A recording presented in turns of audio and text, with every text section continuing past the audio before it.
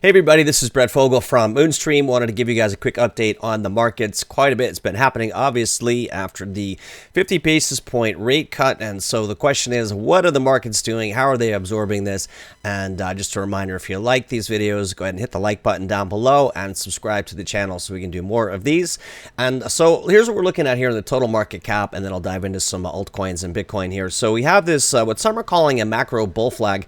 The issue I've had all along is this is awfully long to be a bull flag. So if we do it on a weekly basis, sure, we could still call it a bull flag, but at some point we have to consider that it's just a downward trending parallel channel or possibly a descending broadening wedge, which you could draw it like that.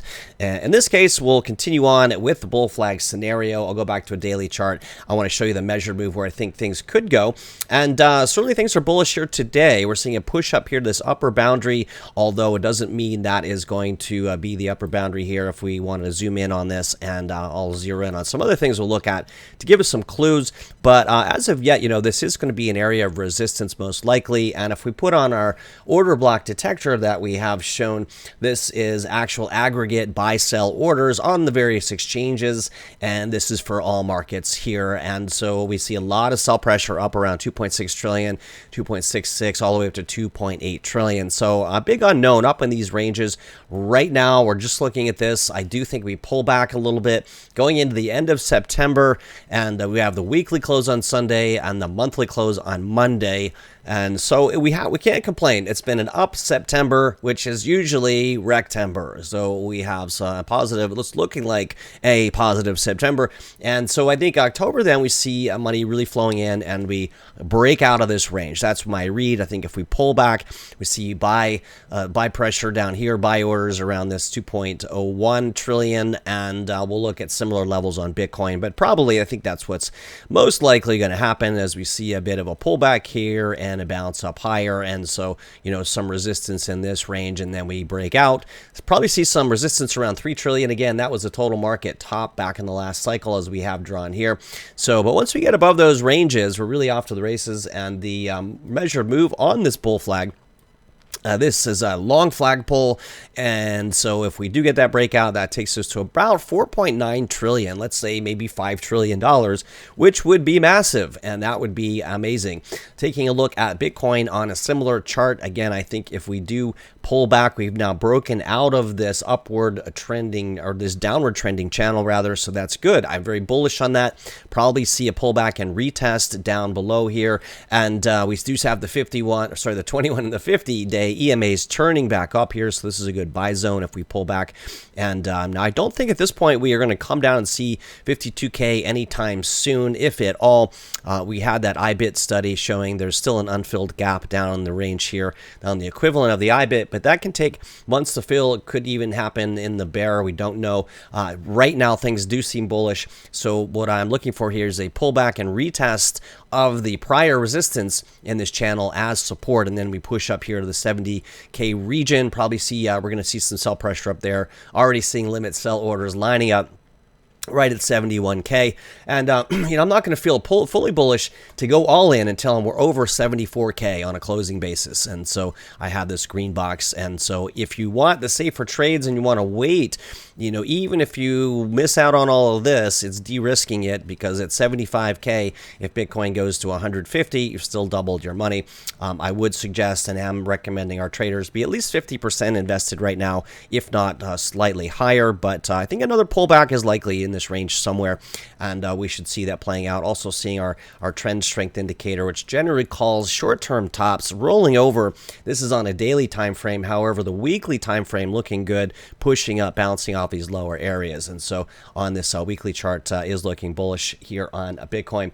So let's jump over, take a look at some of the altcoins as well. I have Solana already pulled up. I love Solana. I've been trading this channel here, by the way, all the way back since May, and have doubled my Solana in my IRA by swing trading these ranges, and caught some nice buy limit orders on the Black Monday down in these buy block ranges, and again back down here. I've just taken some profits at 155. I had a sell limit order there, and I have another at 160. Again, I'm trading these ranges. I think Solana, once it breaks 200, could easily go to 1,000 this cycle.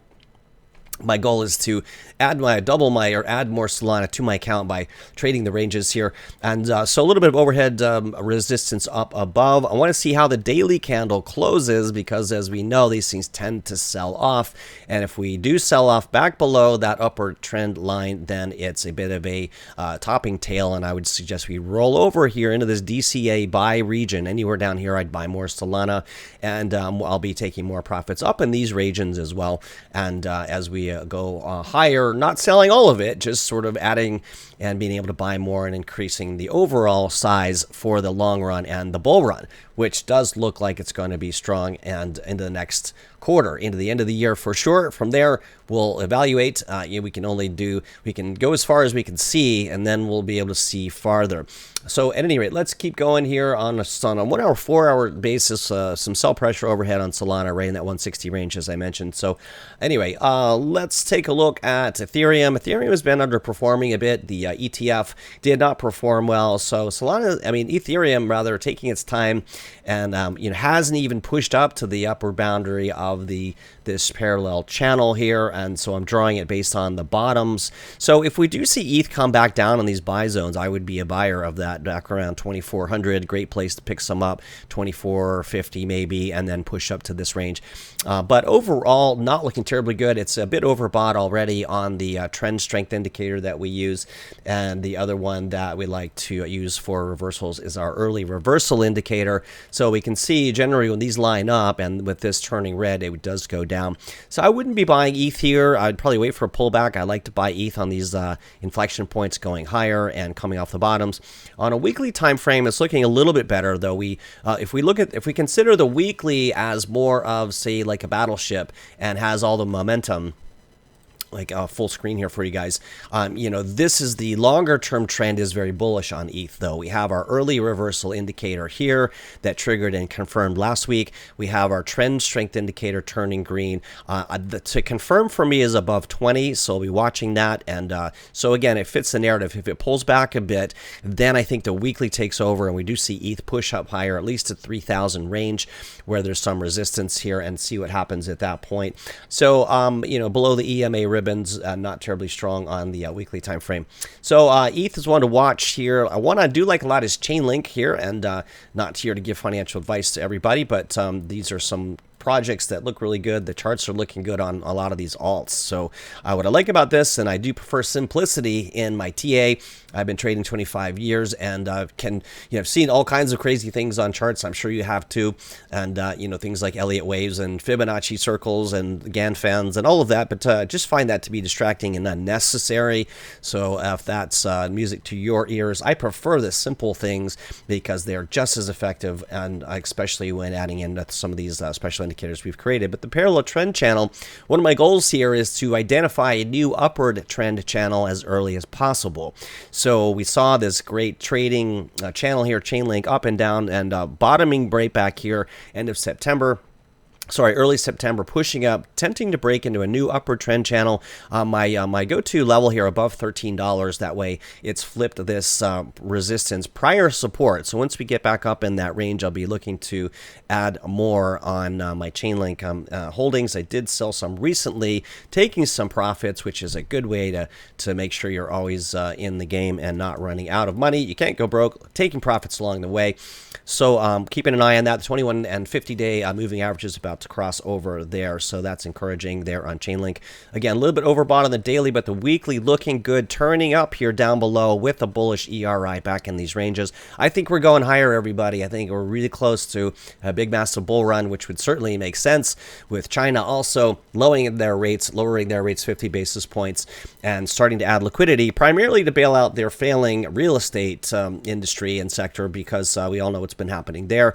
And so they were waiting kind of see what we did. They followed suit with a 50 basis point rate cut and starting to pump liquidity into the markets. So we talked about the liquidity cycle study that I did. I talked about that last time. that we talked. If we have a few minutes, I'll pull that up, because that's really the name of the game. It's not the halving. The halving is incidental and coincidental. It's the liquidity cycle where money flows in from other central banks. That's when things really start to rock and roll, and we're starting to see the early inklings of that. So what else do we want to look at? Looked at total market cap again, and let's see Bitcoin dominance. Take a quick look at this here. Bitcoin dominance still pushing its way up to 60%, and we're up in these ranges is where we really want to see things on the Bitcoin dominance, and I think we'll get there in October, November. We're going to really see things fly. Seasonality wise, October, November, almost always big green months, and Bitcoin dominance really trying to push up to these ranges. I have an alert set up here about 70%, because that's when money starts rolling out of Bitcoin and into the other alts, which we saw in 2019 and over here in 2020, and markets still went up, but the percentage of money was flowing into the alts. So that's really altcoin season, one of the signs of that. In case you're new to all of this and just kind of skimming through here, Sol dominance showing signs of strength. We have been watching this. I haven't shown it in this on this channel here yet, but Sol dominance, the amount of money flowing into Solana, looking ready to break out. I have an alert that I've had on here for months here. Sol dominance crossing up 3.75% as a point to buy Solana, and I think Solana runs. I think it outperforms Ethereum. And we'll see that ETH dominance is actually heading down slightly. So eyes on Solana. There's some talk about the Solana killers out there, Say and Sway. Problem with those is, and I was sharing this with our Retire Rich class earlier today, problem with those are, and I'll just pull up CoinMarketCap, and you guys might not realize this, but the fully diluted market cap on these, there's quite a bit of tokens left to unlock. That's going to create sell pressure on these projects. So if we jump over to these, Sui is being called the Solana killer. The problem is here, the total market cap, $4.5 billion currently. The fully diluted market cap is almost 4 times higher, about 3.5 times higher, 17 billion. So it's not like they're going to dump all these tokens on the market right away, but it is a concern and something to think about when considering the pressure on the price of this. Okay, similarly, that's with a 10 billion max supply. Now, if we go over to Say doesn't have a max supply, and that's another project that's been moving up here. What you need to keep in mind, though, the max supply is infinite, and so we have a current market cap of around 1.7 billion. Fully diluted, probably almost 3 times higher. So there's a lot of new coins that can be dropped on the market at any point. They obviously not going to dump it all at once, but it's something to consider. And whereas Solana venture backed, they have a lot of momentum in this market. I will point out that the max supply in Solana, also not designated, is also infinite. So, but however, the total market cap currently 74 billion, 73 billion, and the fully diluted 91 billion. So the majority of tokens are already out there, and a lot of them are held by institutional investors. So with that, I think Solana is still the play. I would probably, I'm overweighted in Sol, and the other two I was mentioning I have already run, so I wouldn't chase those. So be careful of chasing narratives, you guys. Buy low, sell high. You want to be buying in the, to the best you can in these buy blocks where there's buyer support.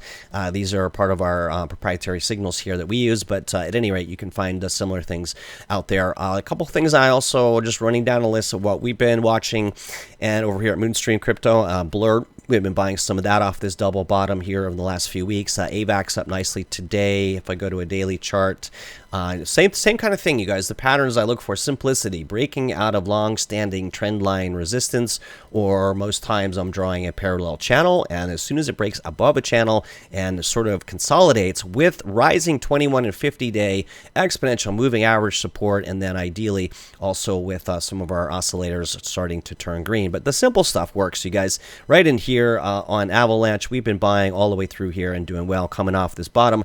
The other clue is just look for higher lows. See that there, and then a new inflection point right through here.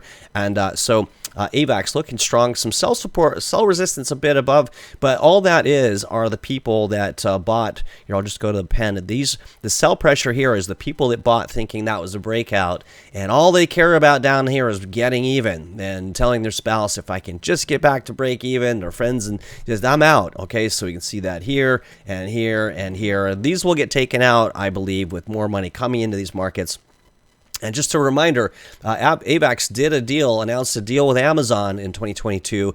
There is a lot of adoption and mergers going on right now. I was just reading an article this morning about a deal that's being done with Solana and Google. So as these bigger companies from Web 2 and Web 3 start doing deals, that's really going to drive the entire ecosystem. So I think we see more of that in this cycle, and that's going to be good. Going over to Stacks. Stacks is a cool project here. It came out of bottoms range here, showing those same types of patterns, kind of pushing up higher. A couple more I'm watching, sort of Metis. Similar patterns, of course, Render up nicely in the AI sector, and there's a number of other ones here like Near. And so anyway, if you like this kind of breakdown and you'd like to see more of that, you can find out more about us over at moonstream.io/success. And that is for Max subscribers there, and we do deep dives in some of this in our weekly classes, and every Tuesday, Wednesday, and Thursday. So I'll just click this over and show where that goes, and you can learn more about some of the signals that we use here. And let's see, I'll pull up actually what I was going to talk about is, well, I'll come back to this. So that's all I wanted to talk about here on the overall markets in terms of the study on the overall liquidity. I think I'll pull that up real quick here because that's something I alluded to, and it's worth noting in terms of that liquidity cycle in case you missed it last time. Where is it here? These are all my different layouts and liquidity monthly. So this is a study I was working on, and it was actually chosen as editor's pick last month on TradingView, so thank you for that. A great platform here, TradingView.